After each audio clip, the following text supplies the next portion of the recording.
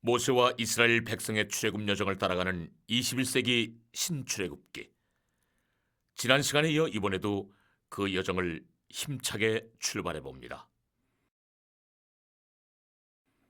40년 동안 광야 생활을 통해 믿음의 반석을 다진 이스라엘 백성. 오늘은 그들이 겪은 광야의 삶을 좀 더 생생하게 체험하는 시간들이 기다리고 있습니다. 빅터 호수를 출발한 저는 세주 운하를 거쳐 이스라엘 백성들이 지나간 광야와 진을 쳤던 장소들을 둘러보았습니다.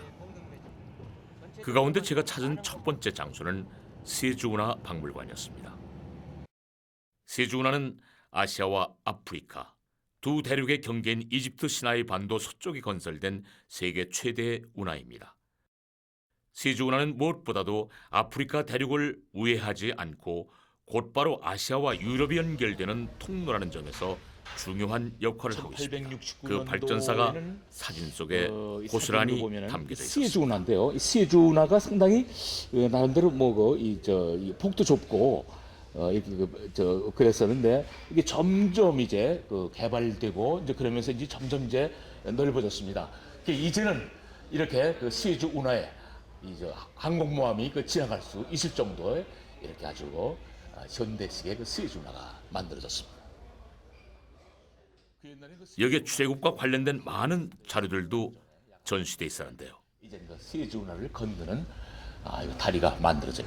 출애굽을 한 그 이스라엘 민족은 이 고센 땅, 참 그 비옥하고 풍요로운 땅에서 살다가 모세 인도로 이 사막에서 그 수십 년 동안을 고생하며 살았는데, 미로 짐작컨대 참 그 이스라엘 민족이 고센 땅을 생각하면서 얼마나 모세를 원망하고 하나님을 원망했겠는가 참 미로 짐작을 합니다.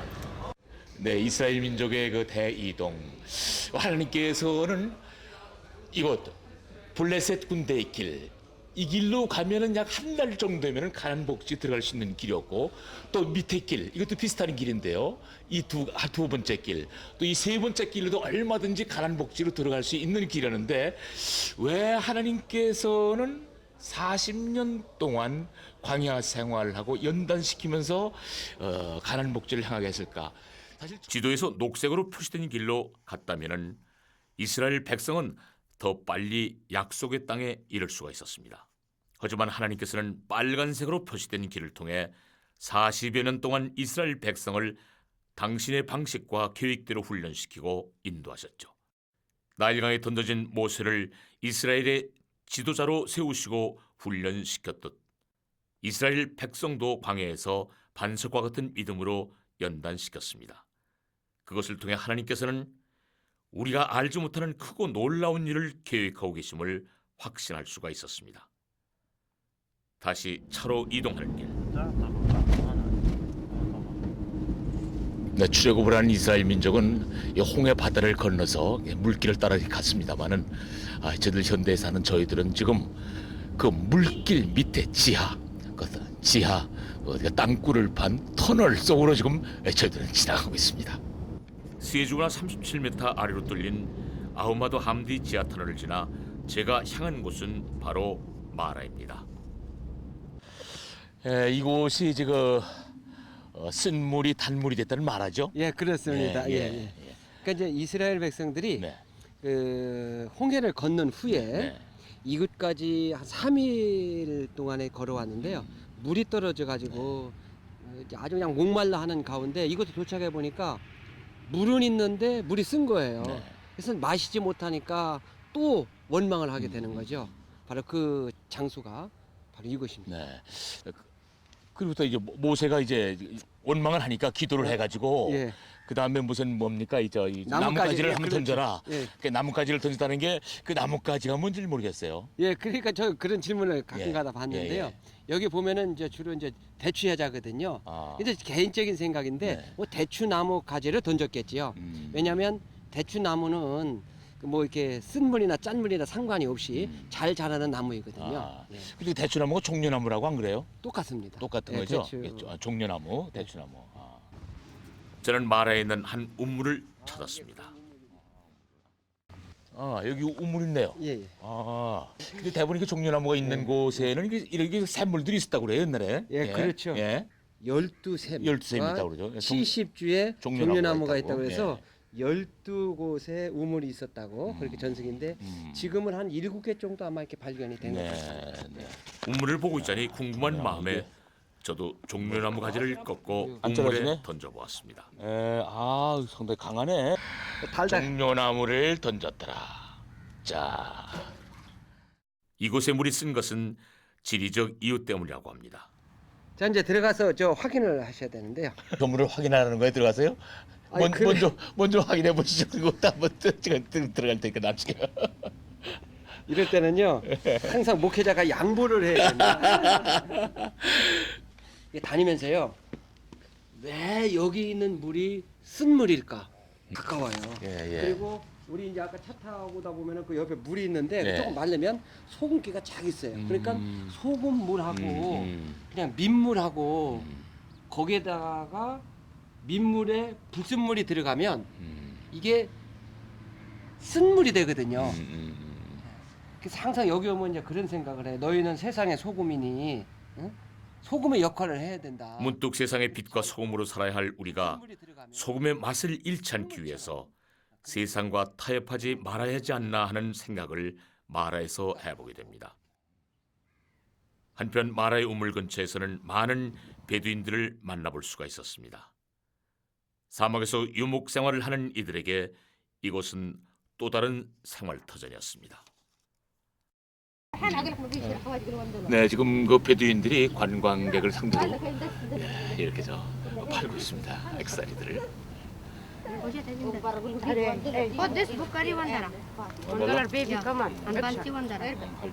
아기자기한 수공예품 액세서리들에서 베두인들의 손이 얼마나 섬세한지 알 수가 있었습니다. 정말 잘하네. 마라를 따라 향한 곳은 홍해를 곁에 두고 있는 함만 파라오입니다.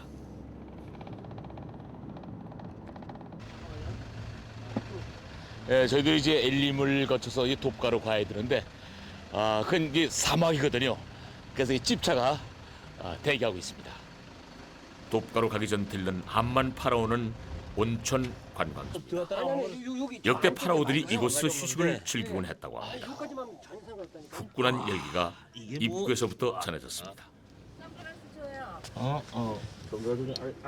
아니 여기는 괜찮아요. 거기 일단은 왠지 여정의 피로가 씻겨나가는 것 아니 같습니다. 저 안쪽에 사람이 있어요. 한번 들어갔다 오시라니까요.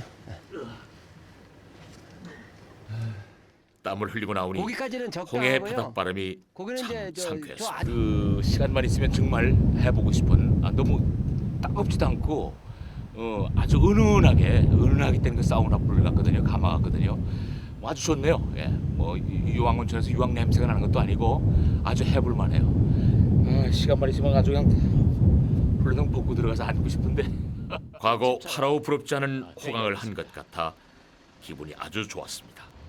이런 함만 파라오의 더 큰 매력은 바로 홍해와 인접해 있다는 것입니다. 여러분 여기 이게 연기 나는 거 보이시죠? 이게 순기가 막 올라오죠? 유황이 흘러가지고 이렇게 아주 물이 너무너무나도 이게 아주 뜨겁습니다. 뜨거워. 이쪽이 함만 파라오라고 그럽니다. 함만은 이제 온천이라는 뜻이고 파라오는 바로를 뜻하는 것이죠. 바로가 이 오가다가 이쪽에서 이제 온천을 했다는 그 글귀가 써 있다는데 지금 다 묻혀가지고 지금은 볼 수가 없는 상황입니다. 이 부근에는 또 온천을 할 수 있는 저렇게 온천도 동굴도 있습니다. 유황 온천이죠. 저걸 뭐 뜨거워서 못 들어간다고 그러는데요. 어우, 와, 무시중에 들어갔다가 혼났네. 잠시 방심한 사이 함만 파라오의 뜨거운 맛을 맛보게 너무 됐습니다. 뜨겁습니다. 한 100도는 안 되겠지만 한 70도 정도에서 80도는 될 것 같아요. 그렇다면 과연 그 뜨거움이 어느 정도일까? 한증막에서 우리나라도 이거 직접 계란을 확인해 보기 위해서 굽습니다마는 재밌는 실험을 이쪽 해봤습니다. 바로 여기서도 이 계란이 구워지는지 온천물의 모르겠습니다. 계란 계란을 삶기. 놓았는데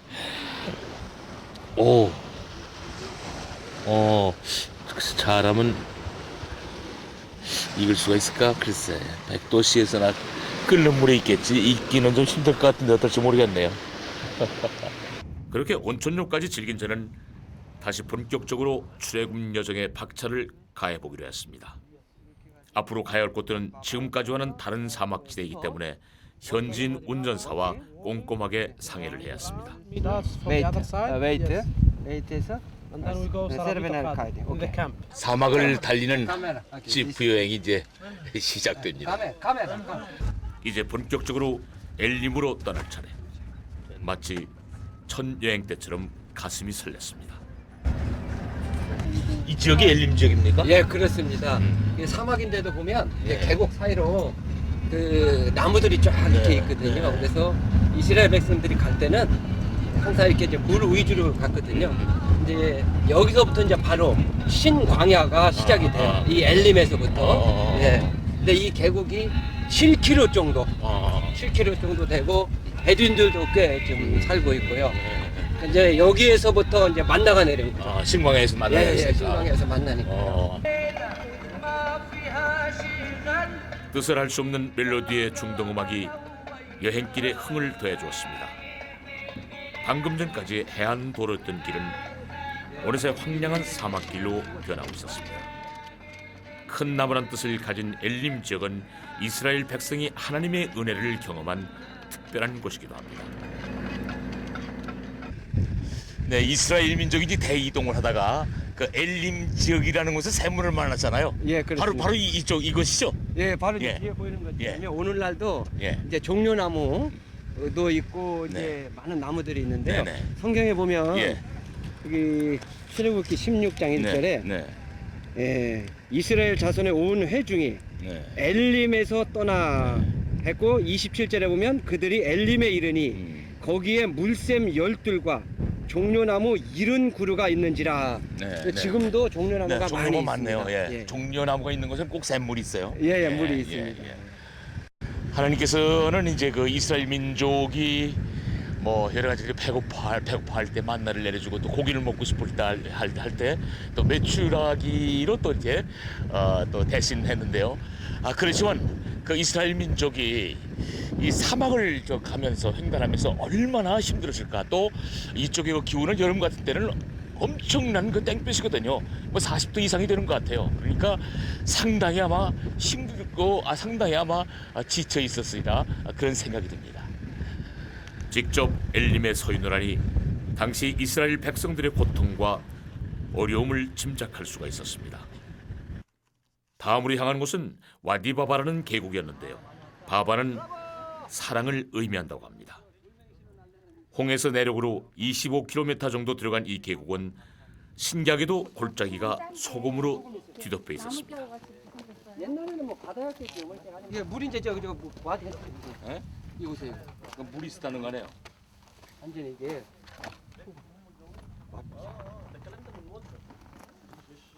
소금이야. 안에 소금이네. 생명체가 살 수 없을 것 같은 이곳에서 반가운 것을 보게 됐습니다. 아니 근데 그 사막에 큰 나무들이 있네요. 예, 아주 예. 놀라운데요? 그렇죠. 풀 한 폭이 안 자라는 나무에 어떻게 저리 큰 나무가 자랄까? 그럼 저기- 이런 그 나무가 있는데 대부분 종려나무가 있는 샘물이 있는데 예, 여기는 아닌가요? 예, 뭐 꼭 그런 건 아니에요. 아. 이게 이제 바로 아카시아 나무 성경에 뿌리가 나오는 있는 거거든요. 씨띠 영어 나무. 성경에는 아카시아로 해버렸어요. 예. 근데 아카시아 나무가 뿌리가 굉장히 깊잖아요. 그래서 이게 살아날 수 있는 거는 뭐냐면은 이 50m건 100m건 물을 찾아서. 물이 있는 곳까지 뿌리를 내리는 거예요. 아, 이게. 상당히 강한 나무네요. 예, 그래서 제가 가장 큰 은혜를 받은 중에 하나가 그렇다. 이 외적인 환경을 이렇게 사막과 같아도 사막과 같은 데서 살아남을 수 있는 건 뭐냐면 뿌리가 깊은 거다. 그러니까 우리가 주어진 환경이 아무리 사막같이 어렵고 힘들어도 우리의 뿌리를 생명수 근원 대신 예수님을 받기만 하면 물이 밑에서 올라오기 때문에 바깥의 환경은 나빠도 살아남을 수가 있는 거예요. 근데 사람들은 그냥 자꾸만 이렇게 환경 탓만 하기 때문에 환경을 이길 수가 없는 거거든요. 이제 문제는 세상에서 도움이 아니라 생명수 근원 대신 예수님으로부터 그 물이 밑에서 올라오니까 외적인 환경을 이길 수 있다. 그런 교훈을 우리가 이 씨띠나무 조각목에서 신앙이란 바로 이 씨띠나무와 같아야겠죠. 예, 이 이스라엘 민족이 와디바바 계곡을 갔다는 그런 역사적인 그 증명이 없기 때문에 그냥 추정을 하는 것뿐인데, 자, 혹시 또 이 가다가 그 사람들이 흘린 동전 같은 거, 또 뭐 그 사람들이 흘린 어떤 거, 뭐 무슨 부스러기가 없을까 하고 그걸 만약 찾으면은 그 아주 대단한 그 사건이 아니겠는가 싶어서 지금 혹시 또 그런 것이 있는가 지금 보고 갑니다. 여기 물이 있습니다. 여기. 야, 물이요? 이 사막에 물이 올라온 얘기입니다. 이거. 이스라엘 백성이 예. 와디바바를 지나갔을 거란 가능성은 작은 웅덩이에서 발견할 수가 있었습니다. 이런 종려나무가 있는 곳에는 대부분 물이 있었다, 그렇게 추측이 되는데, 뭐 이스라엘 민족이 이런 종려나무가 있는 곳에 아마 분명 쉬어갔을 겁니다. 소금 땅에 존재하는 나무와 물, 여러분 믿겨지시나요? 솔직히 저는 보고도 믿기지 않았습니다. 이렇게 소금기로 가득한 와디바바에서 저의 의구심을 풀어준 것은 바로 건강하게 자라는 종려나무들이었습니다. 그 아래서 전 기념품까지 하나를 발견했습니다.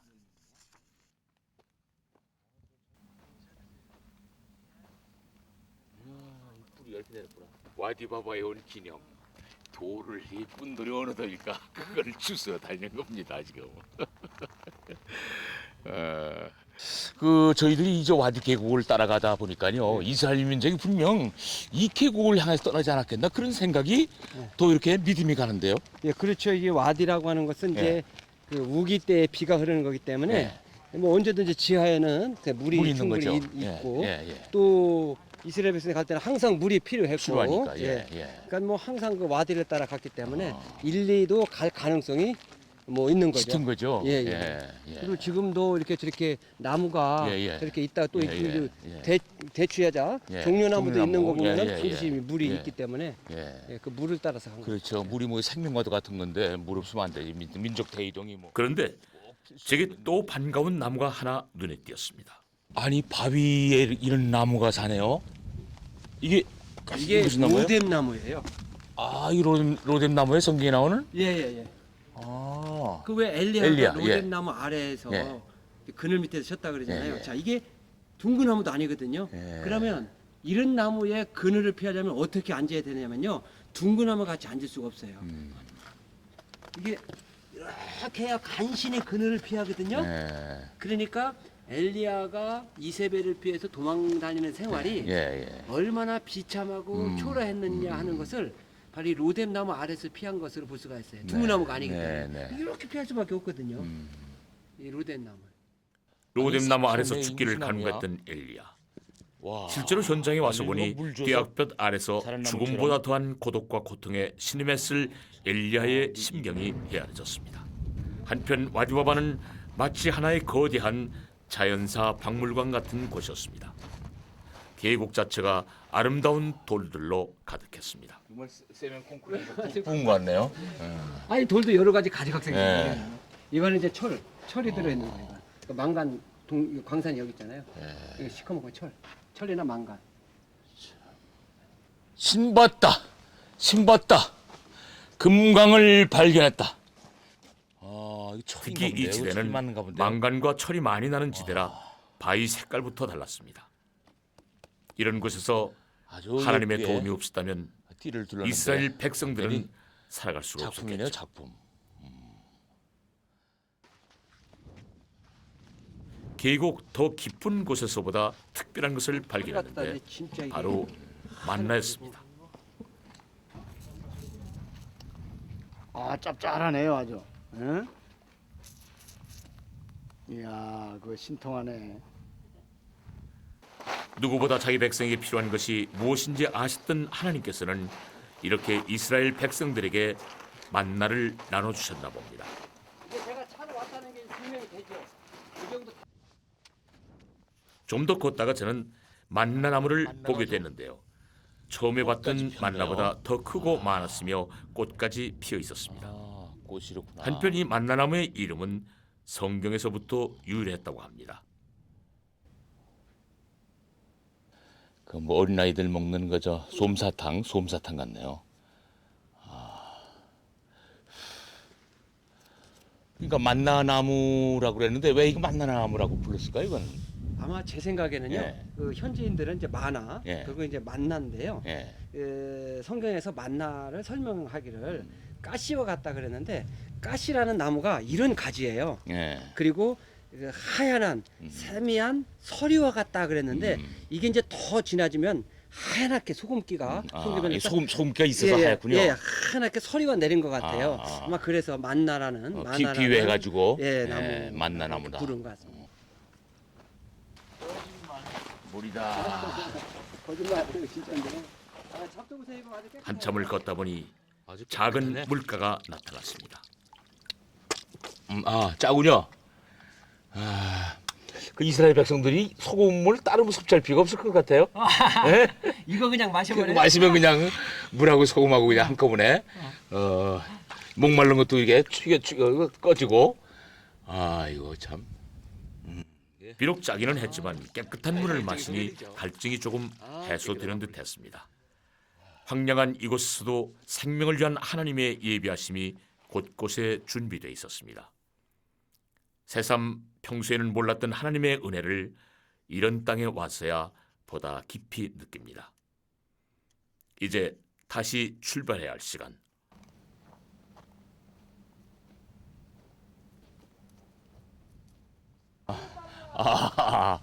따라오는 사람들이 있네요. 소리 한 번 더 쳐야겠네. 자, 빨리 나를 따르라. 너무 늦었다. 돕가까지 가야 된다. 일행 앞에 선 저는 마치 모세라도 된 듯한 느낌이었는데요. 수백만 명의 백성들과 함께 광야를 헤쳐나갔을 그는 과연 어떤 모습이었을까요? 마음속으로 상상을 해보았습니다. 사실 많은 사람들은 어려움이 닥치기 전에 모릅니다. 우리를 사랑하는 하나님께서 자신의 자식을 광야로 부르시는 이유를 말입니다. 저 역시 마찬가지가 아닌가 하는 생각이 들었습니다. 척박하고 황량한 와디바바 계곡을 걸으면서 2시간 15분 하나님의 만에 만지심과 잡았다. 그의 마음에 합당한 삶이 무엇인지를 돌이켜볼 수가 있었습니다. 와, 시련과 고난의 상징 예. 광야. 이것은 하나님의 자녀로서의 삶이 무엇인지 제게 말해주고 있었습니다. 내일 올라가는 거. 그다음에 올라가는 건 한번 보여주세요. 예, 저희가 이곳까지 한 출발지에서 3시간 정도의 시간이 걸린 것 같은데 이것도 좀 다리가 아프고 허리가 아픈데 목이 마르고 정말 그 이스라엘 그 민족은 얼마나 힘들었을까. 완전한 사막을 오면서 또 여름엔 특히 그 땡볕 40여 도가 이상 되는 그 땡볕 속을 걸어오면서 얼마나 힘들었을까 하는 그 생각을 해봤습니다. 자, 오늘 광야 체험 정말 톡톡히 해봤습니다. 와, 수고하셨습니다. 와디바바에서의 광야 체험은 광야의 의미와 하나님의 은혜를 절실히 느끼게 해주었습니다. 수고하셨어요, 목사님. 뿐만 아니라 생각지 못한 귀한 또 하나의 선물을 주었습니다. 오늘 큰 수확이네. 광야 체험하면서 우리 친구들한테 보여주면 우와 할 거다. 우리는 다음 행선지 돕가로 향했습니다. 이동하는 차 안에서는 출애굽과 관련된 이야기꽃을 한창 피웠습니다. 함께 동행한 이원희 목사님 덕에 많은 이야기를 들을 수가 있었습니다. 해주는 우리는 엄청나게 거깁니다. 그래도 출애굽을 기념하는 6월절이 있었잖아. 예? 그 6월절은 그 사람들이 6월절이 그거예요. 6월절이 뭐냐면 너희들이 나올 때 쓴 나물 그렇죠. 고통이에요, 고통. 그 다음에 이제 이 장막절. 장막절은 뭐냐면 광야에서 이렇게 지내다가 그 천막을 짓고 살잖아요. 일정한 거처가 없잖아요. 그것을 생각하면서 너희들 그걸 잊지 마라. 장막절 오늘날도 지켜 주막절. 예, 그 숫꽃이라고 그래가지고 그 장막절 되면은 막 그저 종려나무 가지 이렇게 해가지고 밖에 나가서 살아요. 그 가게도 이렇게 막 그 나뭇가지 이렇게 해놓고 그건 뭐냐면 지금도 하나님. 이처럼 말씀을 나누는 동안 저희들은 돕가에 가까워졌습니다. 도중에 저는 잠시 사막에 있는 한 우물에 들렸습니다. 이 뭐 사막의 우물을 보니까요. 네. 특별히 시나이 반도의 이 광야에서 우물을 보니까 그 모세가 왜 네. 애굽에서 도망 나와서 예. 미디안 광에서 있다가 시보라를 만나잖아요. 음. 시보라가 바로 그 양을 치다가 이 우물에서 예. 우물에서 모세를 만나서 결혼을 하잖아요. 예. 깊어요 물이. 사막에서 우물을 만난다는 것도 쉬운 일이 아닌데 이 우물은 꽤 깊기까지 했습니다. 저도 두레박을 길어 올려보았습니다. 그 재미가 꽤 쏠쏠했습니다. 물을 길어 올렸으니 이제는 그만 물맛을 볼 차례. 이게 맛이 어때요? 약간 좀 송기가 있는 것 같아요. 아, 소금기가. 근데 먹을만해. 드셔볼래요? 와디바바의 물가처럼 그 맛은 좀 짰지만은 그래도 갈증을 해소하기에는 큰 무리가 없었습니다. 남은 물은 그냥 버리지 않고 이처럼 다른 그릇에 담아 가축이 먹을 수 있도록 해준다고 합니다. 얄라. 야 빨리빨리. 자 빨리빨리 갑시다. 벌써 어두워진 저녁, 현지 가이드가 발길을 재촉합니다. 이웃과 저는 오늘의 숙소 베두인촌에 이르렀습니다. 영국의 탐험가 웰프라드 세시선은 마치 용광로 같은 사막의 극한 생활에서 오직 베두인들만 생존할 수 있다고 했는데요. 사막에서 물을 찾아 유목생활을 하는 베두인들은 이방인들에게 매우 관대하고 손님 접대를 잘한다고 합니다. 출애굽 여정에서 누구보다 사막을 잘 아는 이들은 확실한 내비게이션이라고 할 수가 있겠죠. 저희들 이제 돕가 그 베두인촌에 왔는데 이곳 오늘 숙소로 이제 여기 잠을 청해야 됩니다. 이렇게 보니까 뒤에 이제 바위가 병풍이 돼 있군요. 이제 이 바위를 병풍 삼아서 이곳에서 하루 자야 되는데 글쎄 잠이 잘 올는지 모르겠습니다. 예. 돕가는 홍해와 시내산 사이에 있는 지방이면서 오늘날의 세라빗 엘 카담 부근으로 추정되는 지역입니다. 아니 이거 아니 토탈이구만. 아니 한국에는 지금 1월달 영하 20도라고 그러는데 낯선 곳에서의 긴장은 모닥불의 따뜻함과 함께 서서히 풀어져 갔습니다. 너무 맛있네요. 아주 달콤하고 이거 아주 한 3시간 동안 걸어와가지고 이걸 마시니까 피로가 확 풀리는 것 같은데요. 특히 또 이 불 옆에서 이렇게 마시니까 아주 이거 좋네요. 여기 저 있는 이 캠프들이 베두인들의 그 캠프인데 저희들이 오늘 이곳에 하룻밤 베두인들이 준 야영을 전통차 한 잔에 몸이 노곤해 죽어나 줍니다. 버려서 특급 호텔은 아니어도 이방인 순례자들을 정성껏 대접해주는 베두인들의 소박한 마음에서 착한 사마리아인의 모습이 떠올랐습니다. 이쯤 되면 오늘 밤 잘 잘 수 있겠죠? 그렇게 기나긴 하루도 저물어 갔습니다. 다음 날 날이 밝기가 무섭게 또다시 시작된 새로운 여정길.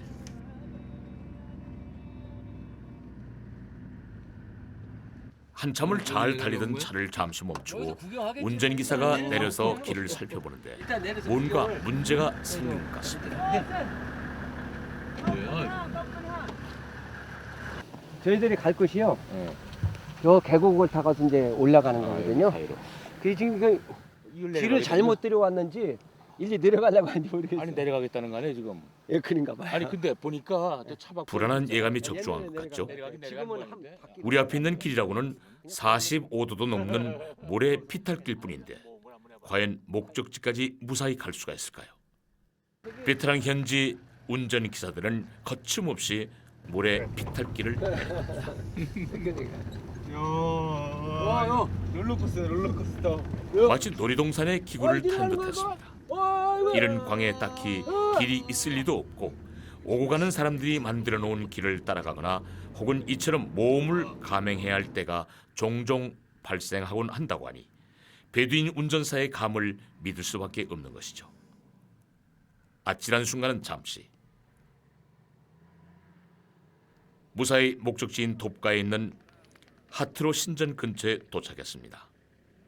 이곳은 과거 이집트의 구리광산 지대이면서 동시에 산악지대에 위치해 있기 때문에 이렇게 산행을 감행해야만 했습니다. 산행이 힘들었지만은 주변 경치를 보며 오를 수가 있었습니다.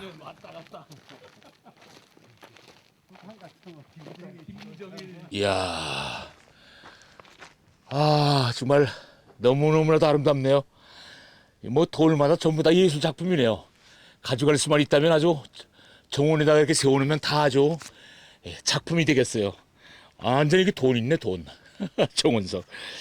와, 여기 낭떠러지네요. 얼핏 보면 모두가 비슷비슷해 보이지만은 바위와 돌 우와. 하나하나 생긴 게 다르고 그 자체가 하나의 예술 작품 같았습니다. 야, 이 계곡 참. 새삼 창조주 하나님의 솜씨가 경이롭게 느껴졌습니다. 저쪽에는 물이 막 오게 되면 폭포가 돼가지고 흘러내린다고 그러는데 저기 폭포가 돼가지고 정말 아름답다. 한편 제가 이곳이 밤에 이제 불이광산이었을 보면요. 당시 예. 강제 노역을 당한 노예들은 바위나 돌에 무사히 귀국하기를 바라는 마음으로 글과 그림들을 새겼다고 합니다. 입장은 다르지만 이곳은 기념으로 저도 바위에 글씨를 새겨보았습니다. 이렇게 돌탑도 쌓아봤습니다.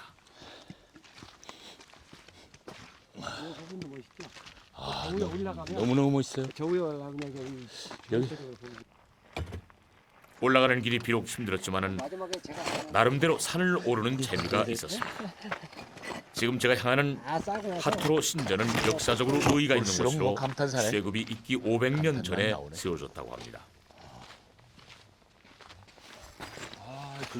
또 이렇게 올라갈 때 이게 조심하지 않으면 아주 큰일 나겠습니다.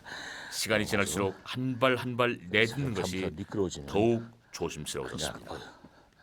하토르 신전에 가까울수록 길은 더욱 좁고 험난해졌기 때문이죠. 저게 뭐 떨어졌다면 얼굴 다 까먹이겠네. 큰일 날 뻔했네. 조심하셔야 돼요. 조심. 길 가면서도 저는 과연 이곳을 무사히 올라갈 수가 있을까? 돌단 쌓았는데 돌단을 쌓은도 이건 완전히 성인데요. 네. 성. 제 아무리 높은 태산이라 해도 오르고 또 오르면 못 오를 리 없단 말이죠. 드디어 제 시야에 하토르 신전이 들어왔습니다. 무슨 요새 같아, 요새. 마지막에는 이렇게 난 코스가 기다리고 있었는데요. 함께 동행해준 이원희 목사님의 도움으로 무사히 통과할 수가 있었습니다. 됐습니다. 제일 고난도 길이구나. 신전에 이르기 전 나타난 큰 바위 평지. 지으신 모든 생에 내 마음속에 그리워질 때 내 영혼이 찬양하네.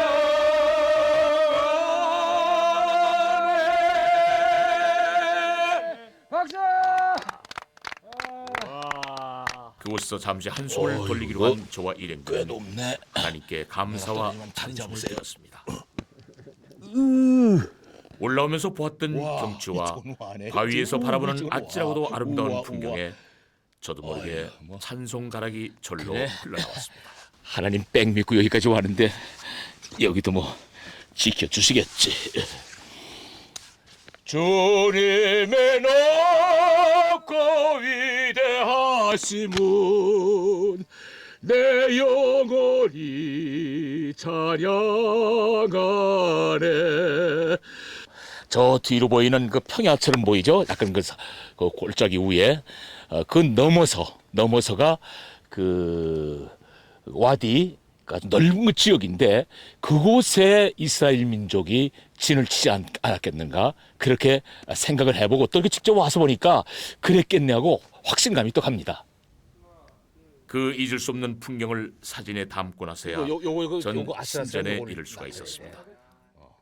저 표지판을 보니까 그 하토르 신전이라고 되어 있는데 예, 여기 하토르 신전입니까? 예. 저기 뭐 그래도 자세하게 안내 표지가 있거든요.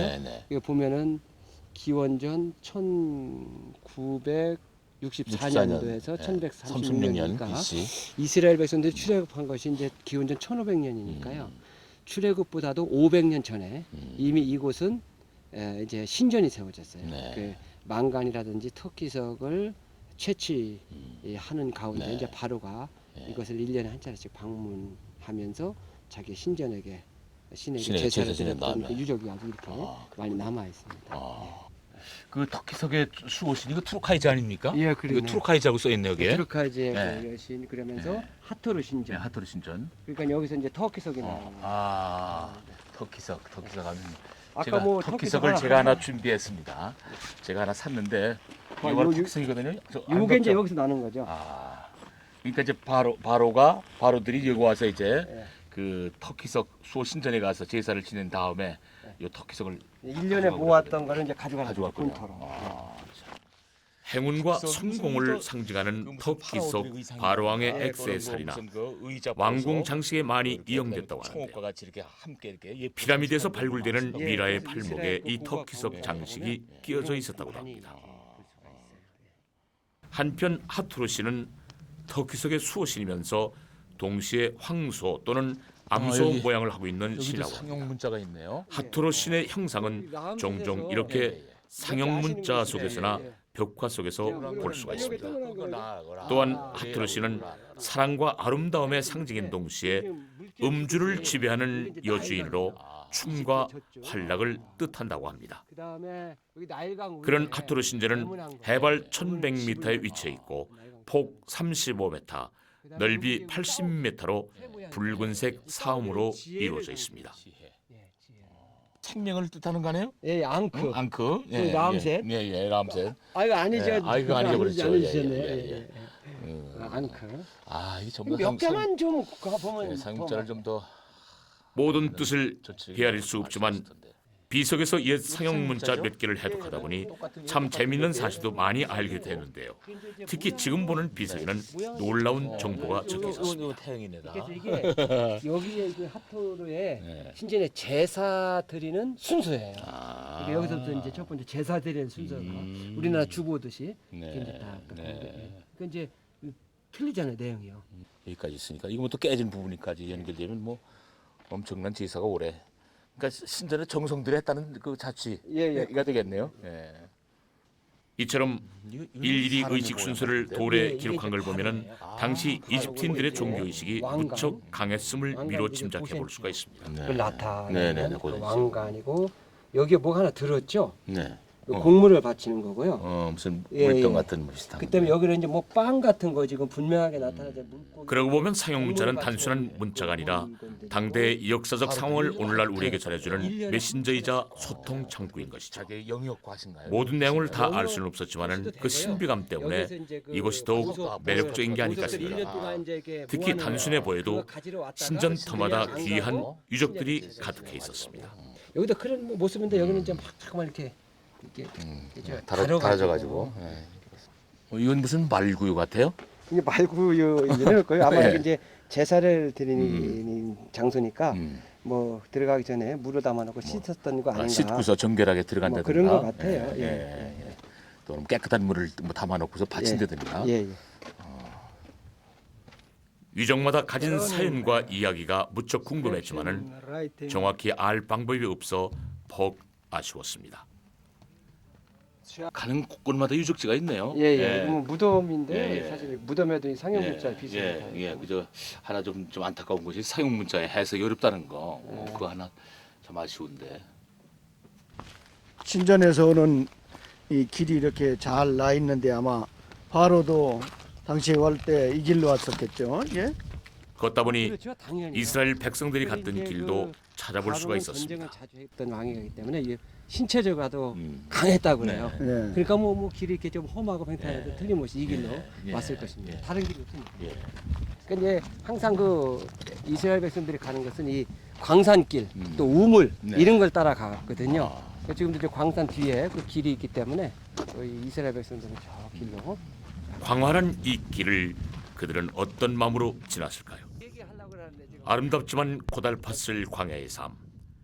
우리의 믿음을 연단시키고 강하게 하는 곳 광야. 그리고 40년이란 세월 동안 만져주고 다듬어진 이스라엘 백성들의 신앙. 참 이거 보기에는 너무 아름답지만은 이스라엘 민족은 상당히 힘들었을 거예요. 그렇죠? 네, 그렇죠. 고행의 길이죠. 우리는 잠깐 보는 거니까 멋있는데요. 이스라엘은 아주 생활을 하니까.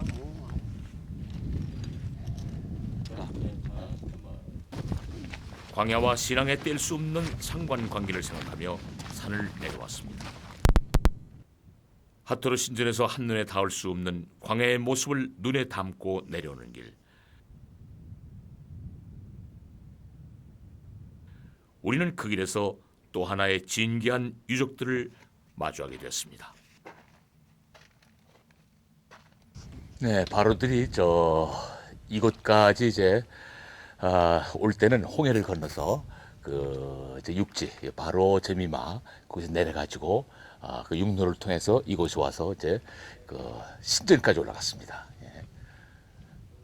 그래서 그 기념으로다가 제 뒤에 있는 그 평풍석에 배를 그렸다고 합니다. 그 기념으로 하면 배를 그려놓은 거 자출 모양입니다. 오늘날 돕가로 추정되는 세라빗 엘 카담 지역에는 하토르 신전과 함께 여러 광물이 채굴되는 광산이 자리하고 있었습니다. 때문에 역대 바로들이 이곳에 배를 타고 와서 그 광물들을 가지고 갔다는 사실이 바위에 새겨져 있었습니다. 여기 이제 사용 이처럼 문자가 많은데요. 익숙한 이집트 사용 문자들이 눈에 들어옵니다. 기린이라고 하지 말고요. 여기 무슨 기린 같은 동물, 목이 긴 동물 아니면 그려놨네요. 사용 문자 외에도 다양한 동물 그림과 해독되지 않은 문자들도 함께 새겨져 있었습니다. 이집트 학자 배를 타고 루드비아 모렌츠에 따르면 이곳에는 약 30여 개의 새로운 형태의 기호가 바위에 새겨져 있으며 이것들은 알파벳 발달사의 중요한 연구 자료로 쓰인다. 배 그림이 아주 선명하게. 예, 가장 오래된 그 전신의 비문이 그 이곳에서 지금 발견이 되었습니다. 예. 볼수록 신기하고 오묘한 문양이죠.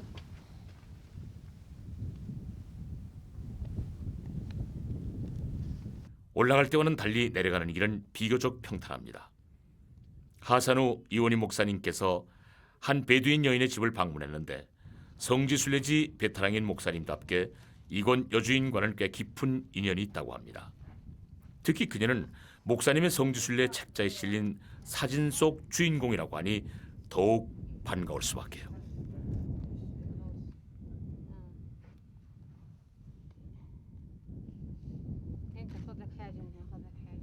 그녀는 여느 베두인 여인들과 같이 가정을 꾸리고 아이들을 키우며 야무진 솜씨로 만든 액세서리를 관광객들에게 팔고 있었습니다.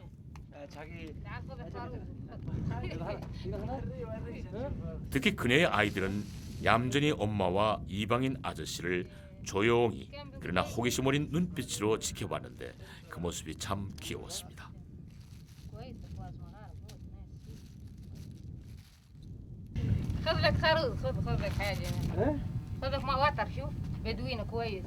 고단한 산행을 마치고 다음 목적지로 출발할 시간.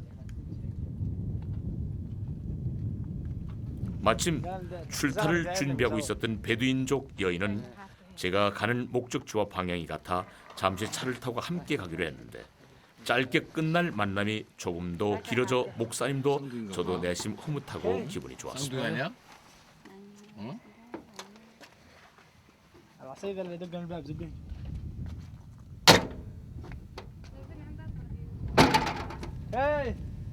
이니 어려서 우리 저 목사님 그 책자에 그 얼굴을 냈었는데 보더니 이제 자기 얼굴이라고 그러면서 저희 나를 안 주더라고요. 책자를 가져갔어요. 한 페이지를 자기가 보관하겠다고. 상당히 반가워하네요. 어린 모습이었는데 벌써 시집을 갔으니까 애가 둘이네. 6년 지났어. 여행의 낭만과 멋은 다양한 사람들과의 만남에 있다고 해도 과언이 아니죠. 모세의 출애굽 여정을 하는 동안 현지인들과 만나고 그들의 이야기를 듣는 것은 제게 색다른 재미이면서 큰 배움을 가져다 주었습니다. 이런 소소한 만남을 통해 하나님은 만남의 축복까지 허락하시나 봅니다. 바이바이. 자, 바이바이. 어느새 자신의 목적지에 다다른 베두인 여인, 그녀와 두 아이들이 인사를 건넵니다. 잠깐 동안이었지만 정이 들었는지 점차 멀어지는 그들의 모습이 가슴 뭉클하더군요. 하지만 이 다음에 또 누구와의 만남이 있을지 저는 기대와 설렘을 안고 다시 여정을 시작해봅니다.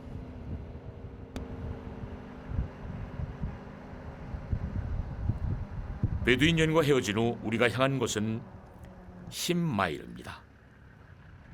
출애굽 여정이라고는 하지만은 창밖에 끝없이 펼쳐진 모래사막을 보면서 사막 투어라고 해도 믿을 것 같습니다. 이국적인 풍경은 좀처럼 익숙해지지 않았습니다. 계속해서 차는 멋진 신광의 모습을 보여줄 장소로 힘차게 달려나갑니다.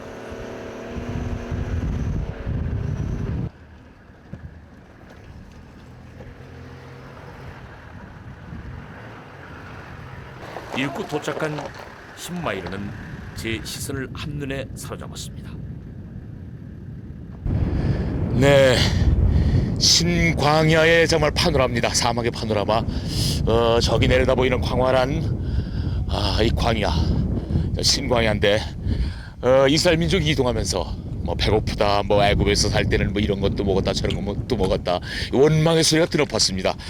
이때 모세는 하나님께 간해서 이제 메추라기와 만나를 내려주게 되죠. 예. 광야는 인간의 이성으로는 이해할 수 없는 것, 오직 절대 믿음과 순종만이 이 황량하고 메마른 땅에서 살아갈 수 있는 열쇠가 아닐까 생각해봤습니다.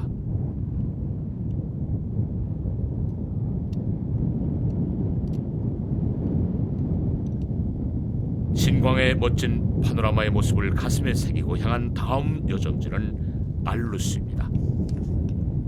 알루스는 민수기 33장에 따르면 돕과 다음으로 이스라엘 백성이 진을 친 곳으로 기록되어 있습니다.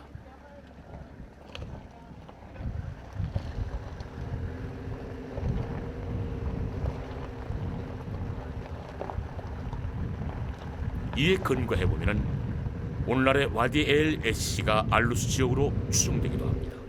하지만 이원희 목사님 말씀에 따르면은 와디 무카탑을 알루스로 보고 있는데 그 이유는 현장에 가서 확인해 볼 수가 있었습니다. This one same Sphinx.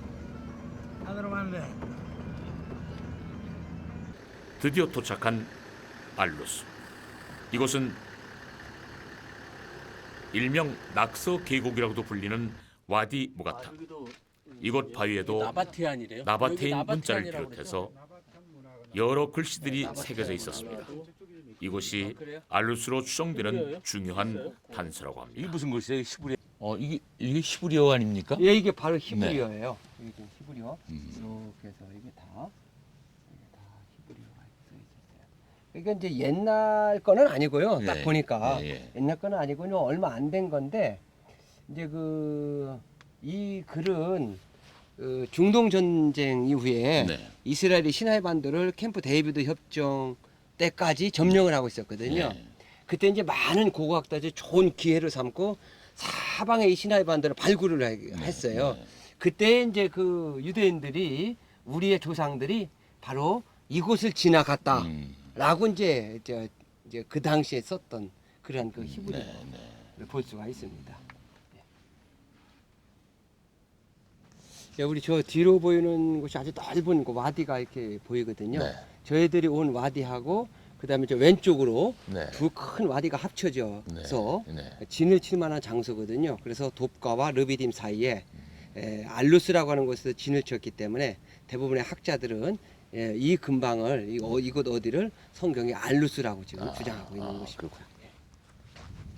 네, 출애굽의 여정 속에 돕가를 지나서 알루스에 머물렀다. 그렇게 얘기가 되는데 여기가 알루스가 아닌가 그 미루어 추정하는 곳입니다.